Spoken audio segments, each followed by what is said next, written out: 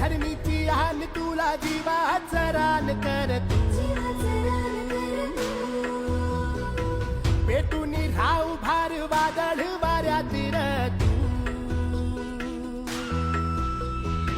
पडू दे आज आम्ही रुग्ण घेऊन आलोय या बाजार समितीला सगळ्यांच्या समोर सांगू इच्छितो जर समजा हे बंद झालं नाही